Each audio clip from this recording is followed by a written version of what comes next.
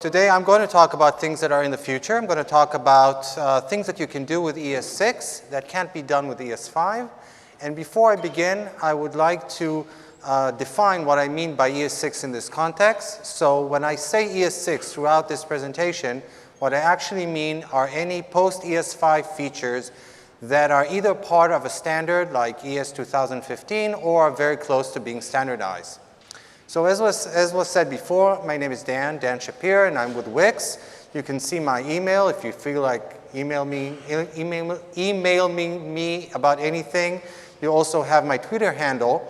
And in fact, this whole presentation really started out as a tweet. One of the things that I occasionally like to do on Twitter is tweet a JavaScript riddle. That's kind of my idea of geeky fun. And a riddle that I posted several months ago was exactly the topic of this presentation. It was what things that you can do with ES6 that can't be done with ES5. And it turns out that even though many JavaScript developers are already fairly familiar with ES6, not a lot of people knew the answers to that. And I think that the reason for that is that when we look at ES6, it's mostly about being syntactic sugar on top of ES5. That means that it's the same feature set, but much more accessible, much more friendly to human beings, to people, rather than to computers. Now, that's not necessarily a bad thing. In fact, from my opinion, it's very much a good thing, because with programming languages, you definitely want the syntax to be friendly. You really want to be more about the what rather than the how, and you want the syntax to be more expressive and more concise, because the fewer lines that we write, the fewer bugs that we generally have. And here are a few interesting, obvious examples. Look at this piece of code. It's obviously, very simplistic. It's not necessarily a real code, but it actually includes parts of code that you would find in typical ES JavaScript applications. And here is the same piece of code written, essentially the same piece of code written with ES6. We immediately see that it's much shorter. But beyond that, it's more declarative. For example, the default value for the parameters, bar and the parameter in itself, is actually part of the function signature rather than being expressed within the code. So somebody looking at the function signature immediately knows what the defaults are, and even the development environment can know what the defaults are and present it to somebody who's using this function. And also, in fact, the ES6 implementation is actually more correct than the ES5 implementation, and it's an interesting exercise to you to find out where that is, where there's a small bug hiding in the ES5 implementation that doesn't happen in the ES6 implementation. There are other additional syntactic sugar features that aren't that obvious in ES6. For example, classes. I don't know if you know this, but classes are implemented completely on top of the prototypical mechanism that underlies the JavaScript inheritance mechanism. So if you take Babel, for example, and you take ES6 code with classes and you compile it, you get ES5 code that just uses prototypes. And in fact, it's because of the fact that ES6 is primarily about being syntactic sugar that Babel can even exist. So an alternative title for this presentation might have been things that Babel can't do, or ES6 features that Babel can't handle. The same is true for iterators and generators, rest and spread, and other features as well within ES6. So now let's start looking at things that are more problematic to implement in ES6 before we get to the things that you literally can't implement. So I don't know how many of you are familiar, I assume that most of you, hopefully, are familiar with ES6 map. Up till now, up till ES6, when we wanted to implement a dictionary from keys to values, we would use simple JavaScript objects. Here's an example. We have a dictionary object. We have two keys. In this case, they're objects. And we're using them to put a value into the dictionary. Now, the thing is about using objects as dictionaries is that all the keys are by definition strings. So if you try to use a key which isn't a string, like an object in this case, it gets translated into a string. And because of that, because both key 1 and key 2 are just simple objects, they get translated into the same string value. And as a result, if you use key 2, it indexes the same value as key 1, even though those are two distinct objects. You could even use the string representation of the objects, that's the final line, and again, you get at the same value. On the other hand, with ES6 maps, the keys can be either strings or they can be object references.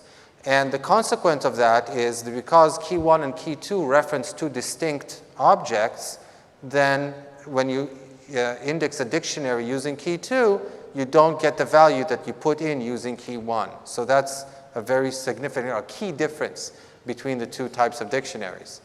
Now, can we implement maps with ES5? Well, the answer is yes, we can. Here's a very simple implementation. I'll give you a second, or I'll speak for a bit to let you look quickly at the code.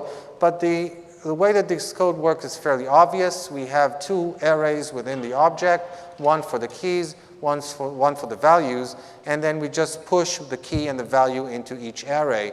And since we push them using the same index value, then when we want to get the value out, we just find the key within the keys array and use that index to go to the values array. Now, can you spot a problem with this implementation, or what's the cost of this implementation? Well, the cost of this implementation is performance, because instead of, for those of you who remember what you maybe studied in the university or the college, then the cost of performing a lookup in such a data structure is big O of n. Whereas usually with dictionaries, what you want is big O of log n, or maybe big O of constant, even if you're using a sufficiently large hash. So so you can emulate maps with ES5, but at a significant performance cost. Now let's take this a step further. Let's look at this scenario. Say that we want to add data on top of existing objects without modifying the original objects. A case might be where we take DOM elements from the HTML and we want to add additional, to associate the DOM element with a JavaScript or a JSON object containing some arbitrary value. A way to do that without having to modify the original DOM element is to use that DOM element as a key in the map and use the JSON value as the value that you associate with it. And here we can see how we extract an element from the DOM using one way, associate it with a value, and then even if we extract in some other way, because it's the same reference, we get back the same value. And by the way, this is such a useful paradigm that jQuery actually provides it, for those of you who remember jQuery, with the data method. Yeah, so moving on. But can you spot a problem with this implementation, though? The problem is, and I'm not really giving you enough time to do that, the problem is there's a leak. And the leak is that if we look at the size of the map, and then we remove the element, the DOM element, from the actual DOM, it still remains referenced, it's still referenced by the map. And as a result, it can't be garbage collected. And the data, the value also can't be garbage collected for the same reason, because it's still in the map. So looking at the size before the remove and after the remove, the size remains the same. If we use this type of an implementation, whenever we remove an element from the DOM, we would have to go within every map within that application, regardless of encapsulation and whatnot, and try to look up that DOM element and remove it from the map. Obviously, that's not very nice architecture to have. So this is really solved by something called WeakMap within ES6.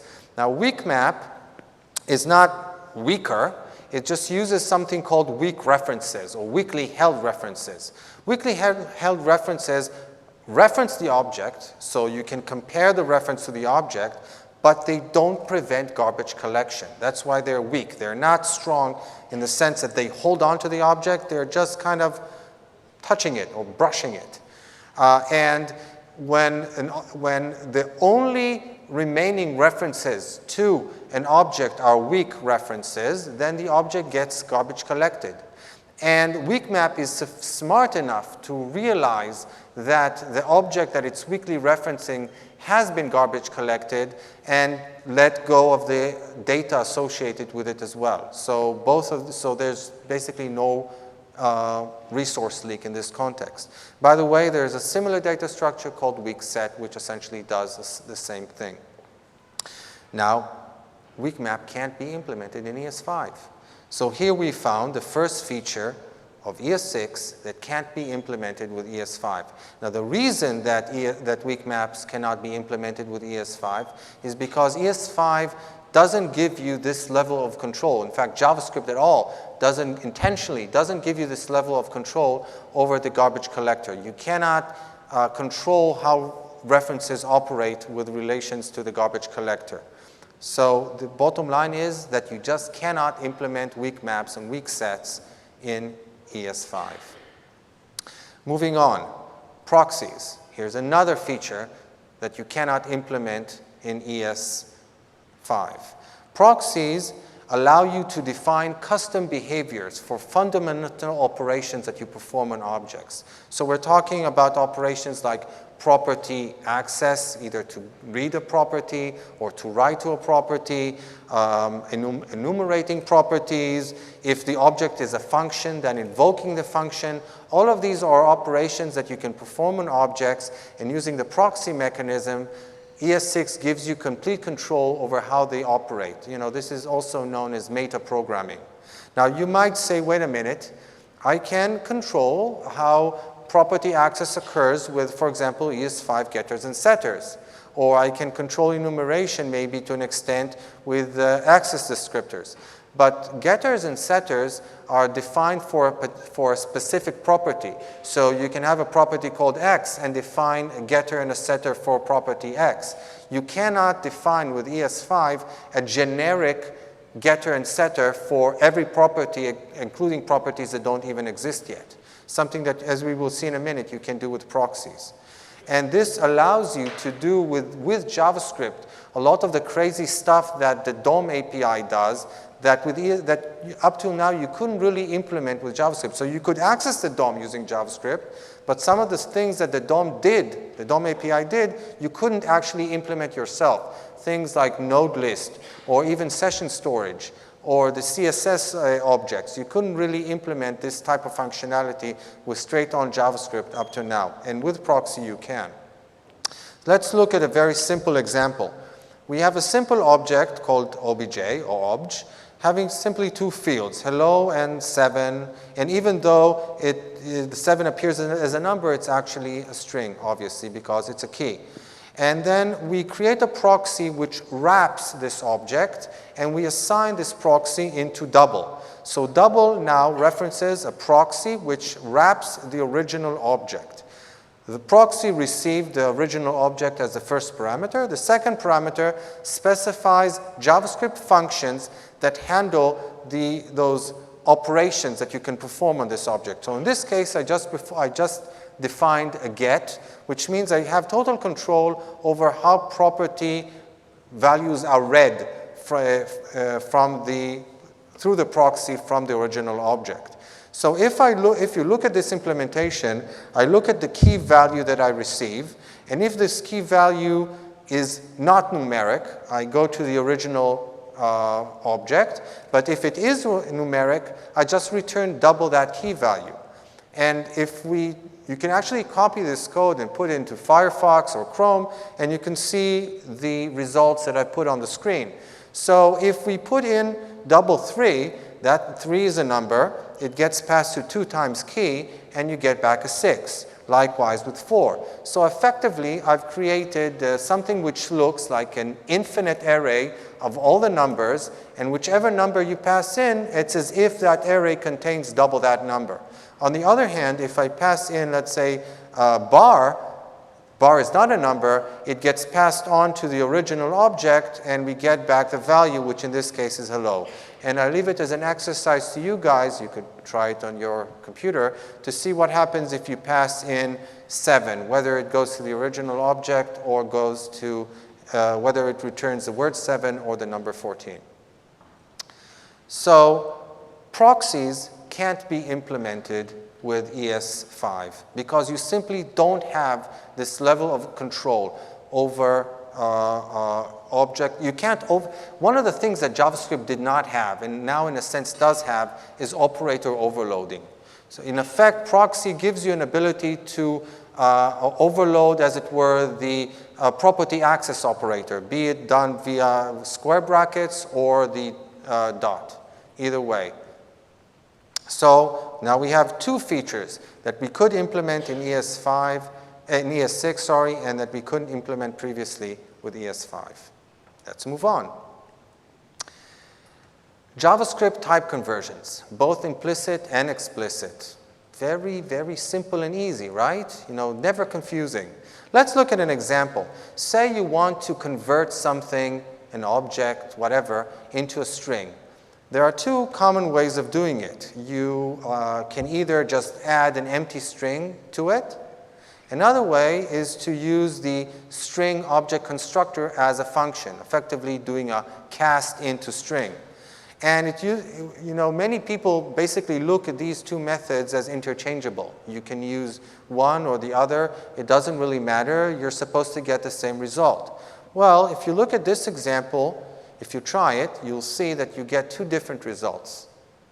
And again, I give it as an exercise to you guys to first try to guess which values you get and then check that you're getting the correct value that you expected. But the point that I'm trying to make here is that rather than the object itself controlling how it gets converted into a primitive value, it's the way in which the conversion is performed on the object that determines what happens.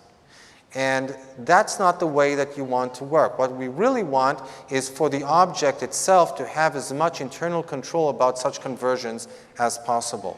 And in order to accomplish this, ES6 effectively exposes a function that was previously internal within the JavaScript engine, and that's the toPrimitive mechanism. So the name of this method is actually the symbol toPrimitive. I know that this is kind of a confusing notation for those of you who've not encountered it. What happened here is that within object I defined a method, and the method name is the symbol toPrimitive. This method gets a single parameter, which is called usually hint, which basically receives a string that tells me, or tells the object, what the calling code wants to convert it to. And then it can perform whatever computation it wants and return whatever value it wants based on that hint value. It can even throw an exception, for example, if it doesn't want that conversion to occur. And this gives us a much greater level of control, as we just saw, than what we previously had with toString and value of. Now, this is not a dramatic difference, but again, it basically just shows how ES6 took the conversion mechanism a step forward beyond, again, what we could do with ES5.